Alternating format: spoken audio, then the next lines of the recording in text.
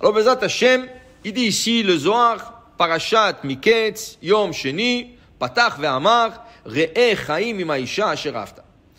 Le roi Salomon, il dit, tu vas avoir une longue vie avec la femme que tu aimes. Comme ça, Re'eh Chaim im ha'isha asher afta. Ma ze Chaim im ha'isha asher afta. Alors, comment ça s'appelle, le décisionnaire et le kabbaliste aussi, ils parlent de ça. Ils disent que dans l'autre monde, tu te trouves avec ta femme. Même si tu n'es plus avec elle. Tu l'as divorcée, tu te trouves avec elle. Okay? Comment? Il dit là-bas, le Rabbi Nishra explique que là-bas, dans l'autre monde, okay? Il dit qu'il n'y a pas de corps, il y a des lumières. Ça veut dire que tu ne vas pas un corps, tu ne vas pas avoir une personne. Okay? Tu vas avoir une lumière. Et ces lumières-là s'appellent Neshamot. Le Neshamot, c'est des lumières. Et ces lumières-là se connaissent entre elles. Une lumière connaît l'autre. Ah, toi tu étais ça, ça veut dire qu'ils se connaissent par nom. Ah, toi tu étais ça, toi tu étais ça. Maintenant, chaque minuit, tu te rencontres avec ta femme. Chaque minuit, tu te rencontres avec ta femme. Ça veut dire deux lumières. À minuit, ils se rencontrent ensemble. Okay? Une fois que je dis ça à une femme, il veut le divorcer. Il dit quoi? Je veux le divorcer et je vais le rencontrer chaque minuit. J'ai dit oui. Pendant 7 ans, elle n'a pas divorcé, elle est restée avec lui. Après, ça allait pas bien, mais pendant 7 ans, moi, ça a tenu. Et elle est restée avec lui. Et on dit, je vais le revoir dans l'autre monde. Alors, quoi ça sert de divorcer dans ce monde? Tu vas le revoir dans l'autre monde. C'est ça, il faut penser deux fois. C'est ça, tu comprends? Mais en vérité, il y a une question. Et si le gars se remarie? Ou la femme se remarie? Quoi, il va rencontrer la première? Okay? Alors, Béhémet, le Khatam Sofer, il dit non. Tu retournes à la première femme, au premier mari. Mais le Rabbi Nishra, il dit non. Tu ne retournes pas aux premières femmes. Tu vas être avec celle que tu aimes. Imaisha ashera afta, la femme que tu aimes. L'autre, tu ne l'as pas aimée. C'est pour ça que tu as divorcé. Tu as séparé d'elle. Donc, tu vas te rencontrer avec Aïcha, avec la femme que tu aimes, qui est la 12e. Okay? Maintenant, il dit ici, Tachazé, Haïkera berazaïlaïou.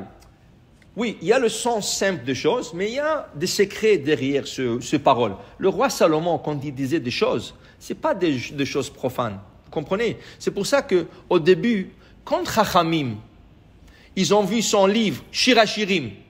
Shirachirim parle de quoi? D'un amour.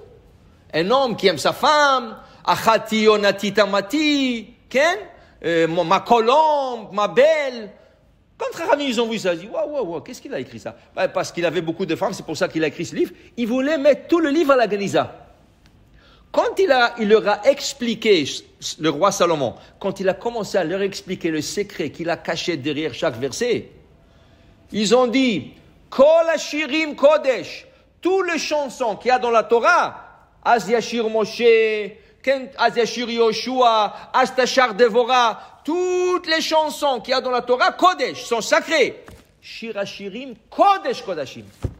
Sacré du sacré. Si les gens savaient l'importance de Shirachirim, ils n'auraient pas parlé pendant Shirachirim. Il y en a des gens qui, Shirachirim, ils s'endorment, ils parlent. Il y en a qui ne viennent pas Bechlal Shirachirim. Il y en a qui font Shirachirim avant Mincha. Comme ça, les gens ont le temps de faire courir. Non.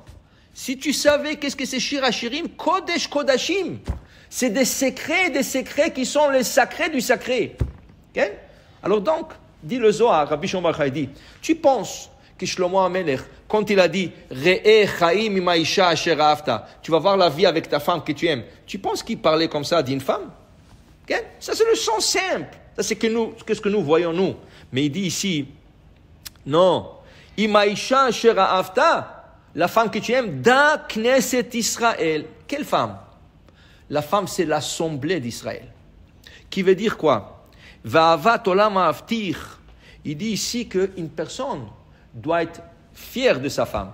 Tu vois, quand tu as une femme, tu es fier d'elle. Tu aimes sortir avec elle. Tu dis à quelqu'un, ah, c'est ma femme. Okay? Tu n'es pas honte d'elle. Même chose. Il faut pas avoir honte de son judaïsme. Il ne faut pas se cacher. Il faut être fier. C'est ta femme. Aïcha asher ahavta. Tu aimes d'être juif? Oui. Sois fier de l'être. Sois fier de l'être. Pourquoi? Parce qu'il arrive ici, au passage de Yosef. Yosef le pauvre. Un garçon de 17 ans, vendu en Égypte comme esclave, on le met dans la prison. Qu'est-ce qu'il leur dit dans la prison? Vous savez, moi je suis du pays des Hébreux. Ken? Qui gunavti me eretz haïvrim. J'étais volé du pays des Hébreux. Et à qui tu dis ça? Tu dis ça aux Égyptiens dans la cellule de la prison, ils vont te tuer. Ils n'aiment pas les Juifs. D'ailleurs, dans la paracha de Miketz, quand le maître est chanson, qui avait la chance que Yosef lui a bien interprété son rêve et il est sorti de la prison, quand il doit présenter Yosef devant le pharaon, il dit, vous savez, dans la prison, il y a un gosse. Il lui dit, Nahar, un gosse. Okay? Ivri, il est hébreu. Pourquoi il dit Ivri? Rachid dit pour le dégrader. Pour dire, c'est un juif. Pourquoi tu dis qu'il est juif? Parce que le pharaon n'aimait pas les juifs. Les Égyptiens n'aimaient pas les juifs. Et qu'est-ce que Yosef dit? Non, je suis hébreu. Je suis juif. Il était fier. Il était fier de sa nation. Il était fier de sa religion. Okay? Alors il lui dit, je suis ivri. Et à la fin, il est devenu le vice-roi. Il ne faut pas avoir peur. Il te dit, Re'e chaim imaisha asher afta. Aime cette femme. Tu vas avoir une longue vie avec cette femme, mais sois aussi fier de cette femme qui s'appelle Knesset Israël. Baruch Adonai Le'olam. Amen ve Amen.